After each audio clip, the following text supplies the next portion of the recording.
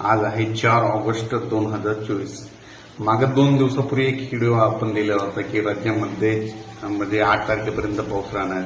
तर परत एक शेतकऱ्यासाठी खास करून अंदाज येत आहे, कारण की काय झालं की आज म्हणजे पुण्याकडे म्हणजे खूप पाऊस झाला, पुणे मुंबई नाशिककडे पाऊस झालाय, म्हणून सतर्क राहावं म्हणून हा अंदाज येत आहे। कारण की काय झालं की वरचे धरण भरल्याच्यामुळं पाणी सोडण्यात येते आणि वरती पाऊस चालू येतो, आणखीन एखादं पाणी विसर्ग वाढू शकतो, वाढीच्या पुन्हा परत पुण्यामध्ये पाणी शिरू शकतं, म्हणून हा अंदाज राज्यामध्ये म्हणजे आज 4 ऑगस्ट पासून पुन्हा म्हणजे आता 4, 5, 6, 7, 8 दरम्यान आणखीन पावसाचा जोर वाढणार आहे, म्हणून हा अंदाज लक्षात घ्यायचा।